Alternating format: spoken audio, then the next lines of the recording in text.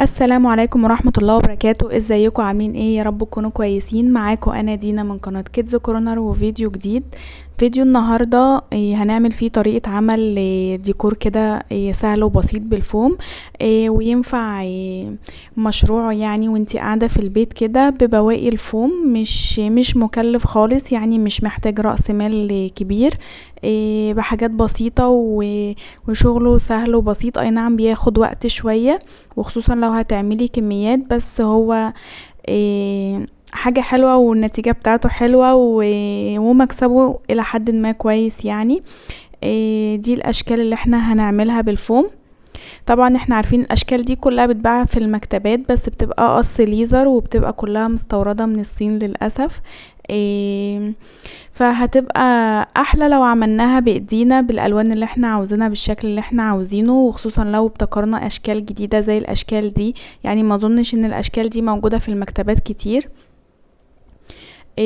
انتي هتبتكري انتي الشكل، يعني ممكن رسمة بيبي مثلا، مع كلمة معينة، مع اسم مختلف، مع طريقة مختلفة، ألوان مختلفة. فانتي اللي هتبدعي يعني في الموضوع وكده. دي حبة أشكال أنا عملتهم، واخترت الرسمة دي بتاع الخطوبة دي علشان نعملها مع بعض.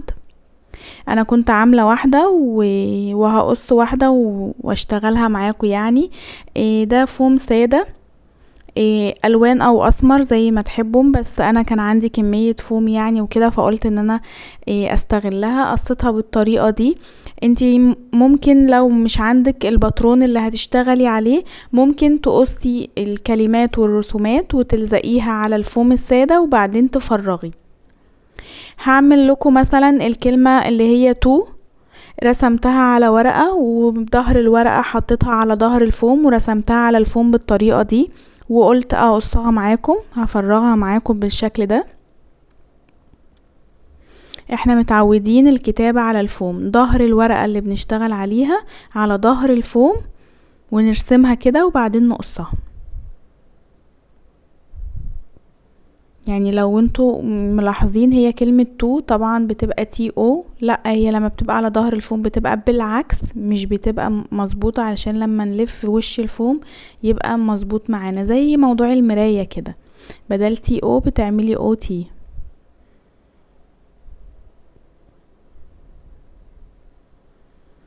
طبعا بنفرغ شكل العريس والعروسة، شكل الدبلتين، شكل التاج، الورد، كلمة خطوبتي، كلمة ويلكم، كلها بنفس الطريقة دي.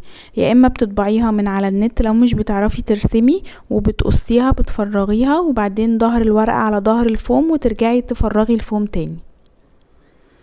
اهي الكلمة طلعت نفس المقاس اهي، نفس الحجم طبعا، لان انا كنت عاملة اتنين. واحدة كنت شغلاها عادي، والتانية قلت اعملها معاكم يعني.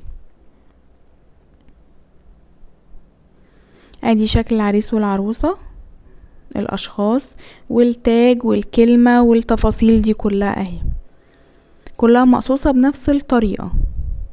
لو مش عندك زي ما قلتلك باترون الخلفية، هتجيبي فرخ الفوم عادي وتحطيه قدامك عادي، وده فوم سادة فالوش زي الظهر مش هتفرق، وهترصي الرسومات والحاجات دي بالطريقة اللي انتي عاوزاها. عايزة بقى الكلمة فوق، الكلمة تحت، العريس والعروسة دول في الجنب، في الشمال، في اليمين، هترتبي وترصي زي ما انتي عاوزة خالص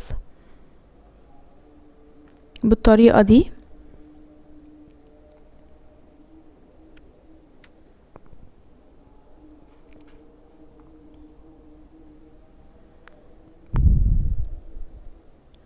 لان انا كنت مفرغه الاولانيه، فقصيت عليها الخلفيه على طول علشان ما نضيعش وقت والفيديو يبقى طويل عليكم.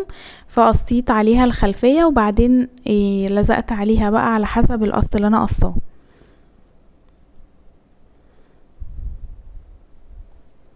هنرتب كله بالشكل ده كده. عاوزة بقى تحطي الحاجات الصغيرة دي، قلوب، ورد، اللي انتي عاوزاه براحتك خالص، على حسب بقى الالوان اللي عندك، بواقي الفوم اللي عندك. الحاجات الصغيرة دي يعني بتستخدميها في الشكل الجمالي اللي في الاخر، يعني زي ما انتي شايفاه حلو اعمليه. طبعا هنستخدم الشمع في اللزق، مش هينفع نستخدم دبل فيس خالص او صمغ، لان الحاجات دي يعني الصمغ بينشف مع الوقت، وهتلاقيها تاني او تالت يوم بالكتير هتلاقي الرسومات بتقع. لاني للاسف عملتها قبل كده، بس كان في لوحة مدرسية يعني، والرسومات اتفكت وكده علشان كنت عاملاها بالصمغ، فالحاجات دي لازم تتعمل بالشمع.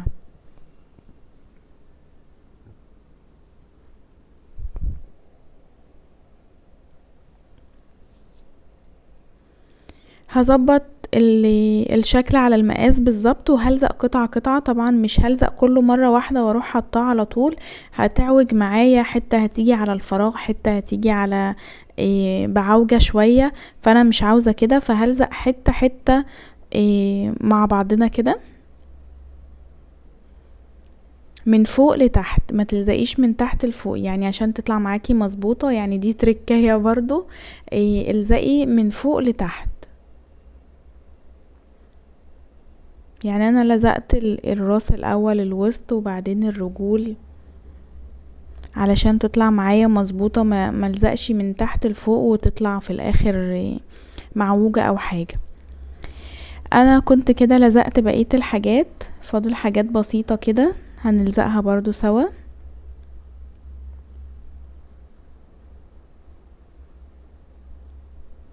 كلمة خطوبتي بقى والتفاصيل، شايفين انا بلزق دلوقتي من الشمال، من اليمين للشمال، لان الكلمة طبعا يعني عريضة مش طويلة.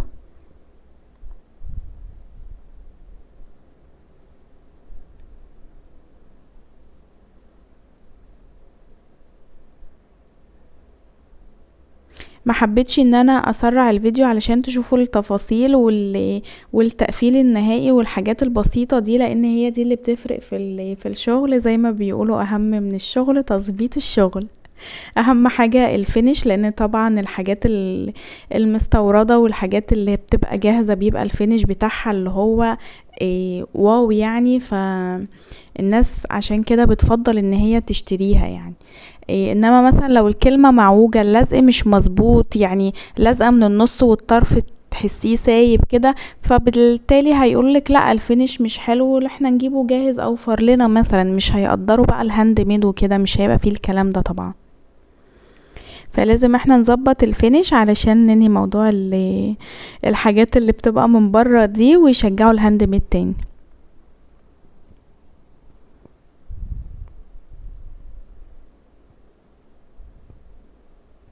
ده شكلها بعد ما لزقتها كلها اهي. طبعا حطيت ورد هنا، قلب من هنا، مش عارف ايه كده. طبعا كان شغل مطلوب مني، يعني كان مطلوب كمية، فطبعا انا مش هسلمه للناس واقول لهم الزقوه انتوا بقى بشمع او حاجة. يعني انا مثلا لو انا اللي راح اقفل الشغل، زي مثلا ديكور حضانة، ديكور غرفة اطفال او حاجة، انا اللي بروح اقفل الشغل، فبلزق بقى بالشمع وبظبط الدنيا. انما دي كانت مطلوبة لمحل هدايا وبيبيع حاجات الاعياد ميلاد والمناسبات وكده، زي البلالين بقى والحاجات دي، فلازم ان انا افنش له الحاجه على اللزق على طول. عملت من ورا دبل فيس كده، انا طبعا كنت مكتره جدا ومظبطه الشغل بزياده قوي. فحطيت دبل فيس، وبعدين هبدأ بقى تغليفها. يعني انا حبيت ان انا اوريكم الخطوات بتاعها كلها. غلفتها كده، جبت اكياس من اللي هي بلزق دي، وعلى نفس طبعا المقاس بالظبط، وغلفتها فيها كده زي ما بيشتروها جاهزة بالظبط. يعني ما عملتش مثلا الشغل وقلت له اهو بقى والزق انت وقفل انت، لا، عشان حتى لو حطه في عرض او اتركن عنده، لانه كان ما شاء الله واخد كمية، ما تبصي منه والتراب يملاها، البرونز يقع، الكلام ده. بس وده كان شكلها النهائي. في افكار كتير كنت عاملاها، نزلت لكم صورها اهي، يا رب تعجبكم، يا رب الفكرة تكون سهلة وبسيطة، ومشروع تحفة بصراحة، ومكسبه الى حد ما كويس، وخصوصا ان هو هيخلص لك بواقي الفوم اللي عندك. ما تنسوش بقى تعملوا لايك للفيديو واشتراك للقناة وتفعلوا الجرس على كل عشان يوصل لكم كل جديد، وقولوا لي رأيكم في الشغل بتاعي. كل ده هاند ميد، نو ليزر خالص. باي باي.